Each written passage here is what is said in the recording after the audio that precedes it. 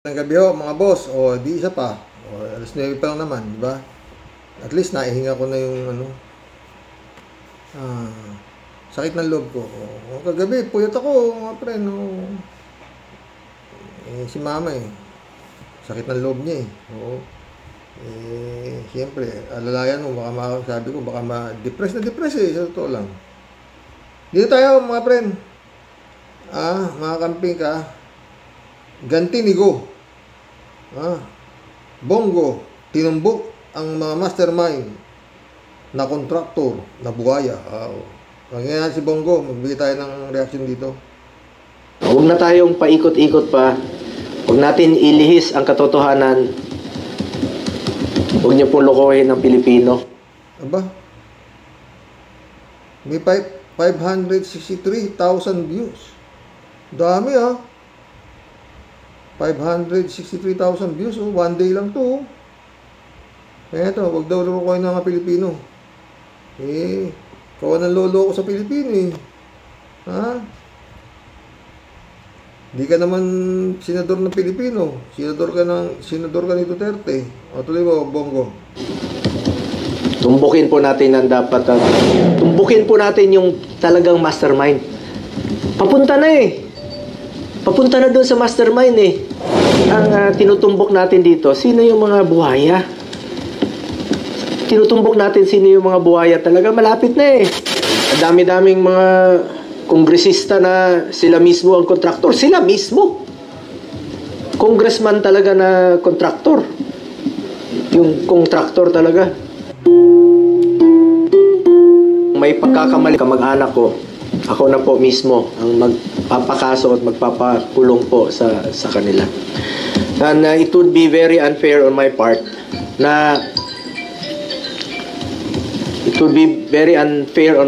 po na maging dahilan pa ako na hindi na po nakipag-cooperate ang Diskaya dahil meron silang pinoproteksyonan.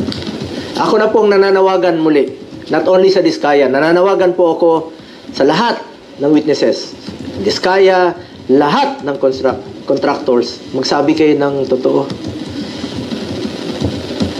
Magsabi kayo ng totoo. Tumbukin po natin yung talagang mastermind.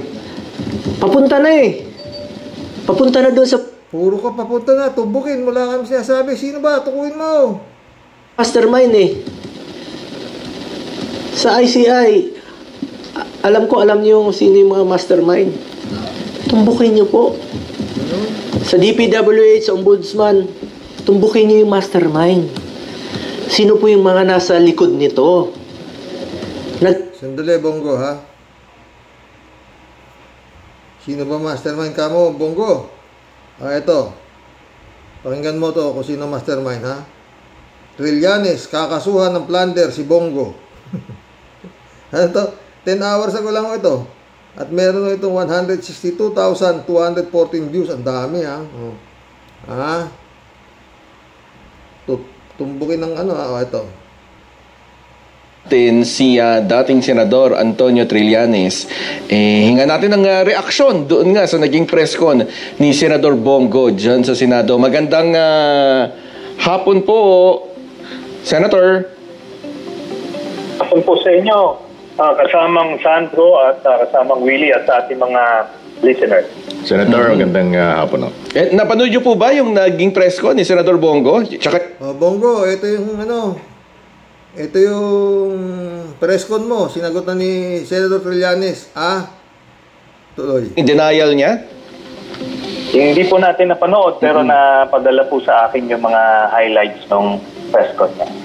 Yan po, makikita po, ito piniplayback natin yung bahagi. Isa nga dun sa mga sinabi niya kanina, inilihis yung issue at nakiusap pa siya doon sa mga witness, hindi lang sa mga Diskaya, hindi lang dito sa mag-asawang Diskaya, kundi sa lahat ng witness na magsabi kayo ng totoo. Tumbukin po natin talaga yung mastermind. Papunta na doon sa mastermind May ganon. Baka may dinaanan kaya hindi mo na natumbok mo. Ano kung masasabi niyo? Baka may dinaanan at kaya hindi natumbok. Ito, sagot ni Senator Trillanes Bongo. Ang galing mo mag ano, como ano na eh, mga pre, no? Malapit na talaga, malapit na, sabi niya. Malapit na matumbok siya talaga eh. Oh, eto tuloy oh. Doon, Senator. Siya nga po yung mastermind eh. Sabi nga ni Ombudsman na remove. Langyakang Bongo ka, ikaw pala mastermind? Ah? Kung makakanaka, kala mo, alam nyo to mga bren, no? Itong mga kampo ni Duterte na ito, iisang hilatya ng bitukan, mga hype na ito eh. Ang gagaling magdadaldal, na akala mo sila ay mga banal, no? O, tuloy. Yeah. Siya yung nasa likod nito ni Yusek Bernardo at nitong mga Diskaya. Kaya yun ang kailangan na mapiga pa ng DOJ. Pero itong ipa-file ko na kaso sa Talaga si Tocayo, Sani Trillanes. So, Sani rin po kasi ako eh. O, Tocayo ko yan eh. Talagang believe ho ako dyan, mga pre. No? Wala akong handler yan ha. Talagang galit lang siya dito sa sindikato ng mafia ng Davao. Niya na plunder, ito lapat na lapat ito sa issue. Kasi ngayon lang na Tagalog si Idol eh. Lapat na lapat ito sa issue ha. O, patay kang Bongo ka ha. Ito ha, Ombudsman Rimulya ha, sana bigyan mo rin ng prioridad to kagaya nung nangyari sa anak mo na 3 buwan lang eh, dismiss ang kaso. Sinasabing Sara Duterte, di ba? Sana ito ganun din. Kasi talagang, ito matagal na mga magnanakaw to, alam niyo naman itong Davao Mafia na to, no? Oh, tuloy. pumutok itong issue na to, pero nung panahon ni Duterte, talagang grabe, di hamak na mas malalaki ang mga ninakaw nung panahon na yon. Ito nga, itong ipafile ko, 7 billion pesos na mga proyekto ang binigay, inaward ng ni Duterte. 7 billion. Alam niyo mga friends, sa totoo lang, yung sinasabi ni Ombudsman Rimulya na salin. Ito dapat, sila Bongo, lahat ng dumikit kay Duterte. Oo. Dapat yan, talagang anuhin ang salin yan. Oo. Pati yung mga salin ng mga justices sa Supreme Court. O, di ba? Tuloy. At ni Bongo, dun sa kumpanya ng tatay at kapatid ni Bongo. Hindi ba maliwanag yun? Yun po ang definition po ng plunder. At hindi naman po makukuha nung tatay niya at kapatid niya itong 7 bilyon na proyekto na to kung hindi dahil sa influensya nila ni Duterte. Yun po yun. So hindi na kayo bago na dati na pag dumating ngayon makasama sa ganitong klase ng anomaly ang pangalan ni Senator Bongo, Senator. Opo, dati lang kasi kontrolado nila yung social media at yung umaga yung buong lipunan nun parang na-hypnotize nila. Kaya kahit namamaos. Totoo yan. Oo. Hindi naman Tocayo, hindi naman na-hypnotize, natakot. Oo. Sa kanya. Dahil yun nga, minumura lang ni Duterte ang Diyos eh. Tsaka yung Pope, di ba? Sino hindi matatakot doon? Hindi na tao si Duterte, satanas talaga yun. Tuloy. Na ako kakasigaw kung gaano kakurakot yung mga ito, hindi ho napapansin. Pero ngayon, na nakita mismo ng mga kababayan natin kung gaano kalala yung sitwasyon, ngayon bukas na sila dito sa aking mga aligasyon. At ito po sa akin dokumentado Hindi ako nagpe-privilege speech lang o nag-press release na tinuturo ko sino-sino. Ito po mga kontrata ito galing sa DPWH at COA. Oo. Kaya pagkasampa ko nito, dire-diretso po ito. Kasi kaya ako naman naitanong dahil noong mga panahong yon na mga binabanggit Ombudsman Rimulya, dire-diretso daw to. Inaasahan ni Sani Trillanes mga lumiko. Huwag naman sana. Alam niyo yung kaibigan ko sa Cavite, mabait rin Senator Sani, parang naging concentrated kayo kay dating Pangulong Digong di ba? Hindi gaanong na-highlight ang pangalan ni Senator Bongo, Senator Sani. Actually, dalawa. Yung mata ko, puwit ako. Totoo. Dahil nga to si mama hindi umiimik, umiiyak Grace Chingsay ka, pag may nangyari rito, nako, patawarin ako ng Diyos, hayop ka. Sila doon. Kasama sila sa plunder case na yon. Kasi, di ba, siya yung sidekick ni Digong eh. Maniniwala ba kayo na makukuha nila yung 7 billion na yon? Kung hindi dahil sa influensya nilang, magkasama, di ba? Magkadugtong bituka nila eh. So, kasama yan. Marami po tayong na halukay na iba't ibang anomalya nung panahon ni Duterte. Kaso, yun na nga, nabalot ng takot kasi, di ba, dahil sa mga patayan, so pati yung iba't ibang institusyon, hindi nakakibo. Ngayon, ito na ngayon, lumalabas. So, hindi natin titigilan itong mga ito. Ilang usapin niyang nakapaloob dyan sa isasampan yung plunder, Senator? Ano po ang ibig niyo sabihin? Kasama rin po ba dyan yung frigate? Kasi naalala ko, kasi marami di ba? Iba pa yun. Ano po yung lalaman nitong mga reklamong ihahain ninyo? Ito po, mga kontrata, mga kalye, yung mga farm to market roads, pati flood control projects na joint venture nila with the Discayas. Kaya kita mo kung paano magsinungaling na hindi nila kakilala.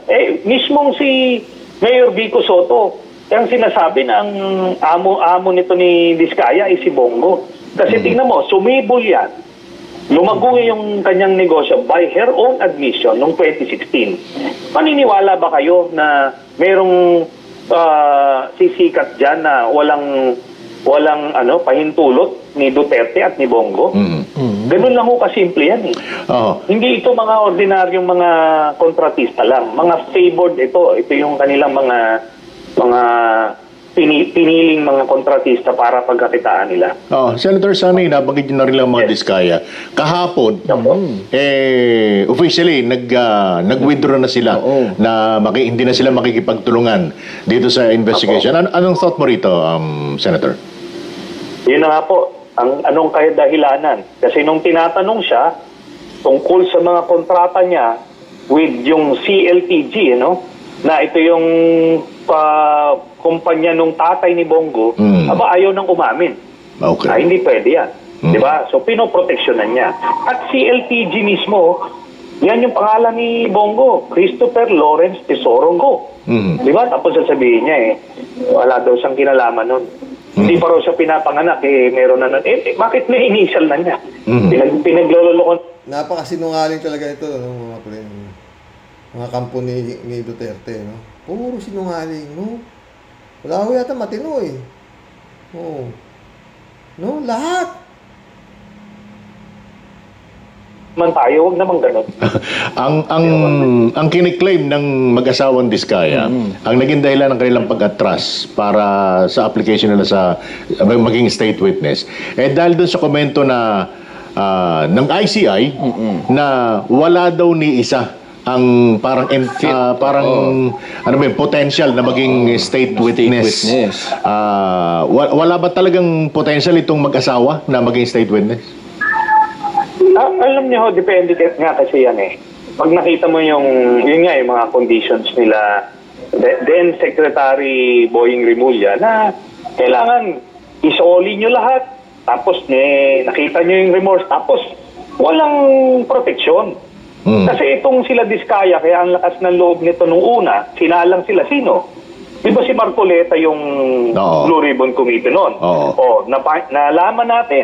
Nalaman ng mga kababayan natin through crowdsourcing na yung asawa pala ni Marcoleta ay independent director nung insurance company na ginagamit palagi ng mga Diskaya. Di ba magkakadugtong yung bituka nila dito? So kaya ganon. Pero ngayon na iba na yung Blue Ribbon Committee, iba na yung investigation, kasi pinipiganan sa dun sa saan ka nagsimula? Paano ka lumaki? Di ba? Hindi siya makakakuha ng ganyan mga bilyong. His Excellency, ilang buwan na yata itong investigasyon na ito magmula doon sa Sabongero. Hanggang ngayon, wala pa yata nakukulong, tatanong lang. Si Bantag, di pa rin nahuli. kontrata nang wala kang koneksyon. Sino yung koneksyon mo? Eh di yun na nga. Oo. Lumalabas si Bongo. So somehow makakaganda pa rin ito dahil since hindi na sila magiging state witness, hindi na sila makapamimili kung sino ang kanilang ilalaglag, kung sino kanilang papangalanan sa kanilang dito sa kanilang, di ba? Yun na nga po. At dito na, makikita natin mismo sa mga kontrata na. Eh ito, plunder po yan. Ang definition po ng plunder, pagka ang pamilya mo, ikaw o pamilya mo ay nagbenepisyo illegally, through illegal means, ng mahigit 50 million pesos, plunder yon. Oh, Bongo, sana napanood mo tong vlog ni ni Senator Trillanes, ha? Galing mong maglubid, eh. Ha? Digong na digong ka talaga. Oh. Ang pamilya, pag sinabing pamilya, first degree of consanguinity or affinity. So, asawa mo, tatay mo, kapatid mo, anak mo, yan yun. Hindi ka pwedeng sabihin mo, wala akong kinalaman dyan, siya yun. Kung pwede yan, hindi na-imagine yun niya kung gano'ng kalaking kalokohan na yan. Mayor ka, pwede mong i-award sa kapatid mo kasi sabihin mo lang, hindi, wala akong kinalaman dyan. Di naman ako yung kapatid ko eh. Malaking kalokohan po yun. Oo, pero Sir Sunny, hindi po ba, sa tingin niyo mas may chance ngayon na talagang magtuloy-tuloy itong investigasyon? Pero kasi sa kabilang banda, maraming natanggap na po itong si Senador Bongo. At 'di ba? Marami pa rin naniniwala sa kanya at yung isa nga sa mga naging dahilan diyan, maaaring naging dahilan diyan dahil marami siyang natulungan dun sa Malasakit Center.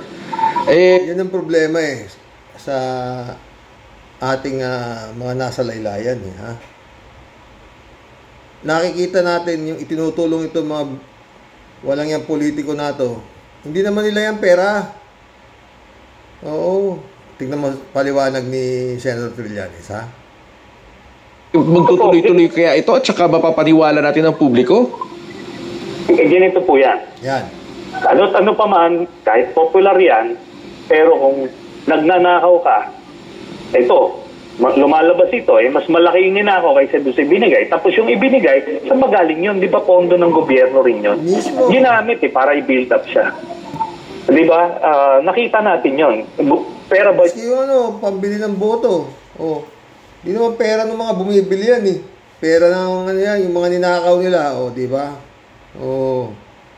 Tao, wala, Talagang panawid gutom na, 500 na ba, Yung binubunod para doon sa Malasakit Center. Actually, yung Malasakit Center, public assistance center yan noon. Pinangalanan lang na parang inangking niya. Iba po, parang ginamit lang para nga i-build up siya. Noong una, plano siyang, hindi lang senador, gagawin siyang presidente. Kaya nila ginawa yan. Yun noon, di ba? Nung hindi malaman ito si Digong kung paano, para nauulol na aso, Bato, file ka, takbo ka presidente. Mamaya, file si Bato. Mamaya, Bato, atras, Bongo, tara, file tayo. Presidente ka, ako vice president. File sila. Sabi ng media, kakalabanin niyo ba yung anak niyo? Ha? Sabi ni Digong, bakit? Nag-file na ba si Sara? Parang bangag parang bangag na bangag nung panahon na yun. Hindi alam ni Duterte kung gagawin niya. Matuloy. Pero, ngayon, di na siya nakapwesto. Kamusta na ba yung Malasakit Center? Di ba wala na? Oo. Kasi, talagang binubuhusan nila ng pondo. Pero dito lumalabas na habang nagbibigay sila, mas malaki yung kinakabig. Di ba? Oo. So, yun lang po yan. Kahit na sa mga bumoto man kay Bongo, hindi ibig sabihin po noon na absuelto siya sa pagnanakaw niya. Gano'n lang po kasakit ang batas. May nakikita ka bang chance man lang na kayang lusutan ito ni Senator Bongo? Kayang lusutan ito ni Senator Bongo? Pwede niyang lusutan, pero may ICC pa rin nag-aabang sa kanya. Kung ano mauna, hindi yun. Alam niyo kasi, ganito, sasabihin lang natin sa mga babae natin, hindi natin pinag-iinitan ito si Bongo, kundi hinahabol natin yung mga nagkasala sa bayan.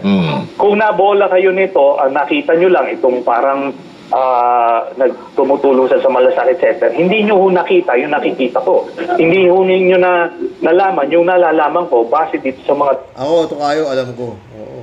Alam ko yan. Tsaka si Digong naman nagsabi, walang gagong politiko na magbibigay ng pera na galing sa kanyang bulsa. Nakaw yan. Sinabi ni Digong yan. Dokumentong nakalat natin. Kasama po siya doon sa extrajudicial killing. Siya ang tagabigay ng bayad doon sa bawat ulo. Yan yun. Tapos, meron din siya mga ilang pinapatay ayon kay Sergeant Las Cañas. So, maraming krimen na ginawa ito. Hindi yung parang pangiti-ngiti lang doon sa media, yan naaawa tayo, akala natin mga santo. Hindi po mga santo ito, mga to. Hindi ganitong lalago yung pangungurakot sa ating lipunan kung maaayos sila nung 6 na taon na nakaupo si Duterte. O meron pang Farmally. Yung sa Farmally, kasama po si Bongo dyan. Partner siya dyan. Ito yung inobliga tayong magsuot ng face shield. 250 ang bilhin sa bawat face shield, binenta nila nung kanilang kumpanya sa gobyerno 127.50. Tapos inobliga yung buong Pilipinas, mga Pilipino, magsuot ng face shield. Kahit tayo lang ang bansang neganon. Nakita nyo ba paano minamanipula? Ang daming pinagkakitaan nito mga ito. Maniwala na lang po kayo sa akin. Hindi ko naman hindi naman ako gumagawa lang ng kwento, napapatunayan naman po natin. Nabanggit nyo rin lang yung nangyari mga patayan panahon ng Duterte administration. Kinansila na yung passport ni di ba? Ni dating PCSO GM Regina Garma. Di ba isa din siya sa napangalanan ni Garma na parang nagpa-finance pagdating doon sa mga extrajudicial killing, Senator? Siya nga po yung pangunahing testigo labang kay Bongo. Nakita nyo yung mga pinatay doon sa Davao Penal Colony, yung mga Chinese drug lord. Ito yung mga karibal nung kapartner ni Duterte at ni Bongo na si Michael Yang, si drug lord. So yung mga karibal sa negosyo ni Michael Yang, sila yung nagpapatay itong hanay ni Bongo. So bukod pa riyan, itong si General Barayuga, ang nagbigay ng go signal ay si Bongo, sabi ni Regina Garma. So, ano po ito? Hindi siya pinag-iinitan. Kahit anong paamo niya sa media, marami po siyang ginawang krimen, lalo na nung panahon nila Duterte. Ganun lang po yun. Hinahabol lang natin yung mga nagkasala sa ating lipunan. Ayun yung mga abangan natin na Senator Trillanes, yun nga. Yes. At yan yung talagang aabangan natin kung anong mangyayari dyan sa mga ipinaparatang din sa kanya at kung finally nga magtutuloy-tuloy maski rin yung reklamong inyong ihahain. Maraming salamat po! Maraming salamat po. Thank you. Mag-collab na po tayo mga friend. Ay nako. Bongo. Hindi rin niniwala sa Diyos yan. Kalat ni Baya, shout out.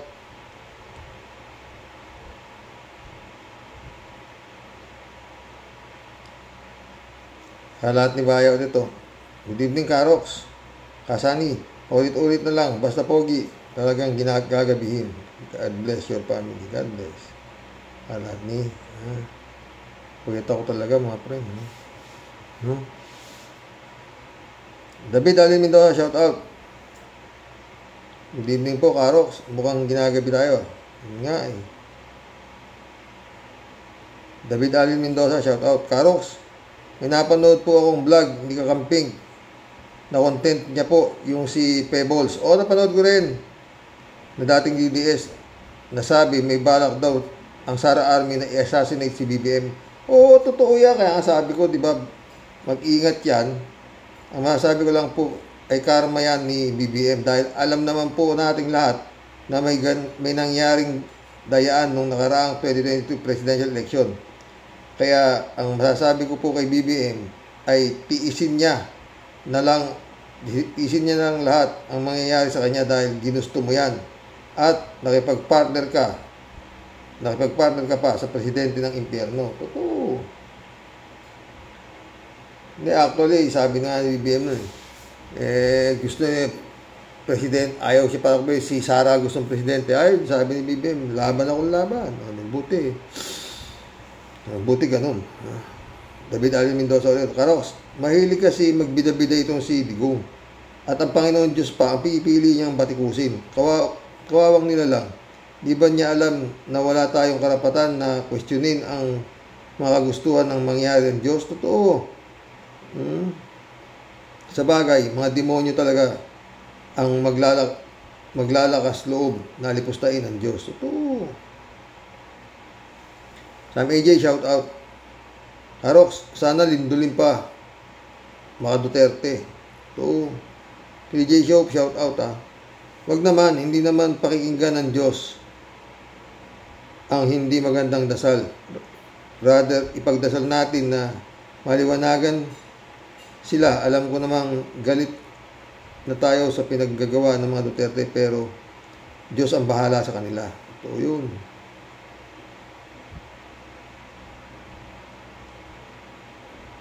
Rodelia Alpilor, shout out. Sir, bahala Diyos sa mga pamilya Duterte. Salo talaga sila. Dapat din na natin pansinin. Kaso, talagang pinuputakti ng mga DD shit. Salamat, sir.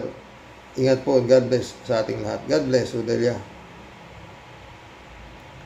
Michelle Edwin Mike, shout out, my friend. Sabi ni Librado Ludovico. Blessed morning, Karox. And to all warriors watching from Edmonton, Alberta, Canada. God bless po. Stay safe and healthy. Talagang baliw na itong si Sara Sayad. Pwe, ang tagal mo namang matodas. Dapat sa inyong magkakapatid, ay malusaw na. Shirley J. Sir, shout out. May mga sayad talaga. Pati mga sumusuporta dyan sa mga yan, Karox. May mga sayad din. Oo, siyempre. Suporta ka ba naman dyan sa... Kaya sabi ko, yung Senado, maraming may sayad dyan. Kasi sa Kongreso. Librado ulit ito. Lintik din naman pala yung huwes na sa inyo, Karox. I don't believe na walang under the table yung kaso na yan. Dito ipagpasa Diyos na lang natin ang lahat. Pati si Grace Chingsay. Nawa ay hipuin ni Lord ang puso. Kasi matigas pa sa bato ang puso mo.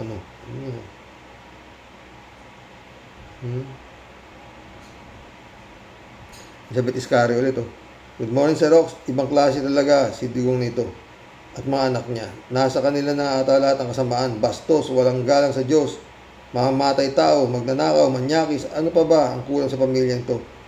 Lahat na ata ng kasalanan sa mundong ito, sinakop na nila. Yung mga demonyo nga yan, nagkatawang tao.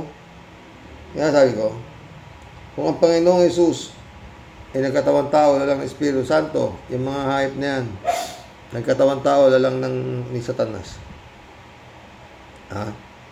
Elizabeth Iscari ulit Nagtataka lang ako kung bakit hanggang ngayon, marami pa din followers ang mga ito.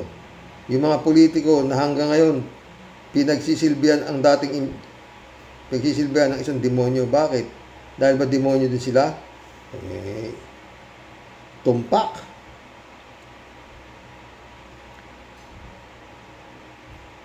My second channel, shout out. Talagang ganyan, Karox. Painit ang banatan. Expected ko na po yan. The battle between good and evil. Totoo yan. Nelson Nukop, shout out. 26 likes, Karox. Avid followers from Rome. Salamat, Nelson Nukop Mary Lebron, shout out Friend Shervin ulit Ay, Shirley Jaser pala. Ay, salamat naman. Mabubuksan ulit ang primary issue. Sana naman may makulong na. Sinubaybayan ko yan na malupit tapos biglang nawala. Bisit talaga ako. Napasok talaga ng Davao Mafia ang Malacanang, Karox. Totoo, hindi lang Malacanang, buong Pilipinas. 3J Shop ulit Ako rin pinanood ko lahat ng Zoom meeting nila. Grabe itong mga gargani ba yun? Itong primary na ito ay composed of mga batikang manluloko of the century, Dargani siblings, Lincoln Ong, Grace Mago, Hua Chon-sen, at ang number 1 kilabot ng family, Michael Yang. Saan ka pa? Kasagsagan ng COVID na pumilay sa ekonomiya ng bansa tapos lalo pang nilugmok ni Gong Di ng mga Pilipino sa pusali ng pagkakitaan nila ang COVID. Kung meron pang mas worse sa salitang inhumane, ito na ang ginawa ni Duterte administration ng panahon ni Gong Di. Totoo yan.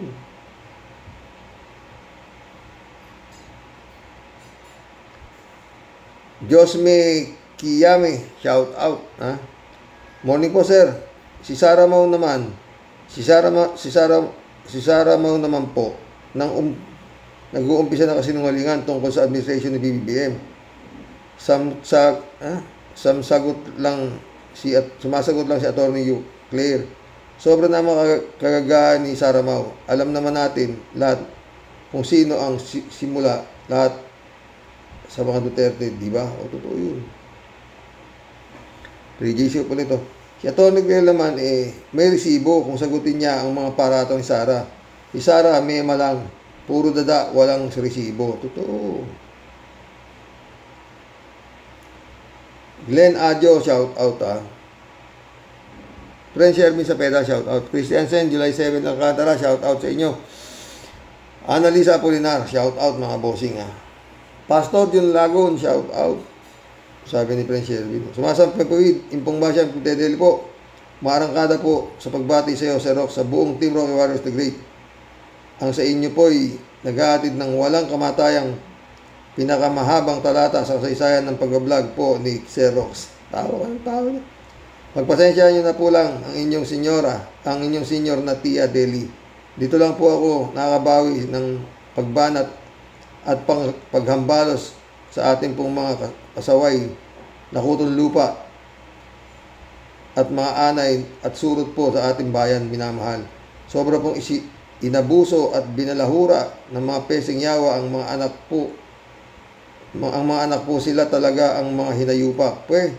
Sino po ang di aatakin ng gout at rayuma sa Xerox? Sayamot mo. Mapapakain ka po talaga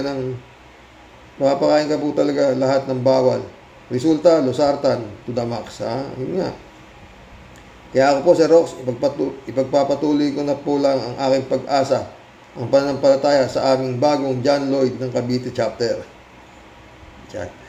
Sa bagsik po ng kanyang inis at galit, mukhang may konti po tayong pag-asa na natatanaw, Sir Rox. Sana nga, basta wag lang po sigurong magbabago yung forecast ng pag-asa sa bagyong parating. Parang nangangamoy bukol at himas rehas pong mga ganap. No? Yun po pag hindi po mabibisaklat at di po siya madadala sa bulong yun na nga. Kaya Sir John Lloyd, paghahatawin mo na silang lahat at nang malasap naman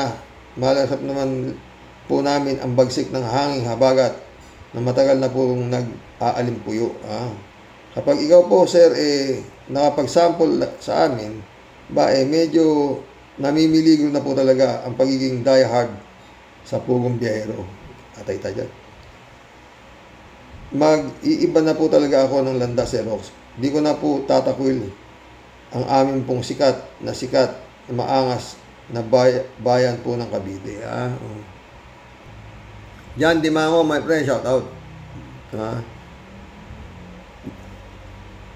Friend Amy Bingson, Dolor Garcia, shout out sa inyo. Adorasyon di Maranan. Batong. Emanis Calona, shout out. Bernadette Herrera, shout out. Totoo yan, Duterte na yan. Nagkatawan sa tanas. Totoo. Chupista Bonao. Good morning po, kuya. At sa mga mahal mo po sa buhay, sa mga kawarriors. Mr. Ombudsman. Matindi na sinasabi sa iyo ni Inday. Sana wag mo nang atrasan ang hamon ni Inday. Totoo. Chupista ulit, sobra naman pala yung Saldi ko at Martin Romales. Paano niyo ipapaliwanag ito? Ay, nako. Buti nga nakakatulog pa Chupista po na ulit Ay, ano po ba yung sobra naman pong nakakalungkot ang balita mo po kuya na kayo po ang natalo sa kasong isinampa mo sa hipag mo. Yun nga. na ang nangyari sa batas natin hanggang sa mababang kapulungan ay nababayaran pa rin. Napakamalaking kalokohan naman. Yan, di po bali, kuya, baka may malaking pang bulaga sa inyo si Lord, si God. Oo, nakikirami po ako sa naging desisyon ng korte sa inyo ni Ate Cecil. Oo, salamat, Tipista. May apila pa naman, oo.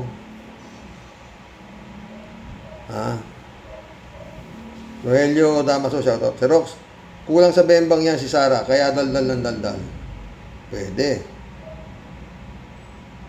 3J Siopo.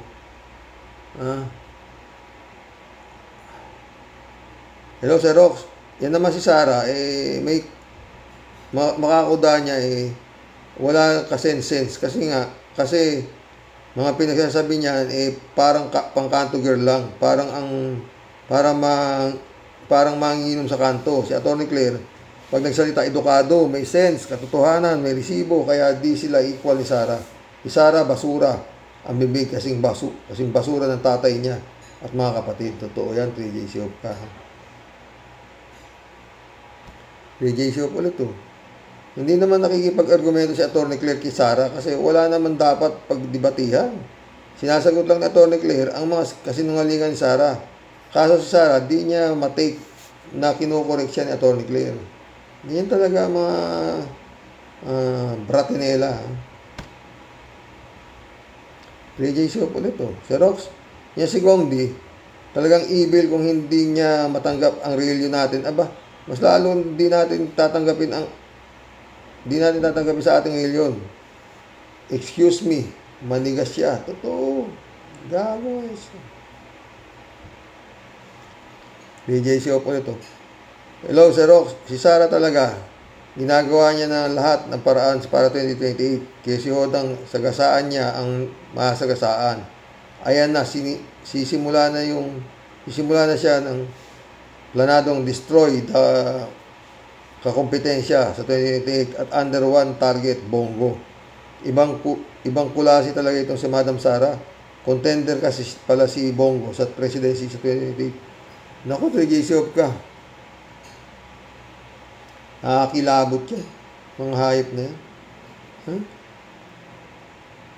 Yan yung sabi ko, di ba? Tumakbay Sara, nanalo. Kasi ang daming tanga O, di ba kita mo? 32% daw. Ayon sa survey, pabor na ay hindi pabor na na pabor para sa house arrest ni Duterte at 50% ang pabor na harapin niya ang kaso. So, yung 32% na yun, boto na ni Sara yun. Ganun kadali kwenta nun 3J Siop ulit, si Rox, asar talo si Sara kay Atty. Claire at kay Rimulya. Sabi ni Sara, kung siya raw ang maging presidente, ay di raw niya iapon si Rimulya bilang ombudsman. Sabi naman ni Rimulya, kung siya ang presidente, di naman daw siya mag-a-apply bilang ombudsman. Diba? Marilu Pabianak, shout out ha. Good day po tayo sa mga ka-warriors. Ang mahirap nga po dito kay Sara, basta lang makapanira na walang resibo. Kaya palagi siyang nasosopla ni Atty. Yusek Claire. Totoo, di ba? Edmundo Cheng, shout out. Brother Eli Asisio. Mission accomplished mga boss. Hanggang bukas po muli. Oo. Naihinga ko yung kaya inuna ko yung vlog ko dito sa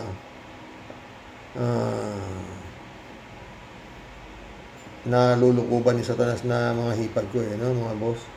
Good night. God bless. Oo. Dasal po, dasal. Oo. Yan lang ang natin ngayon. Oo. Rally ng rally. Huwag naman sanang may sumabutahe. Di ba mga bebs?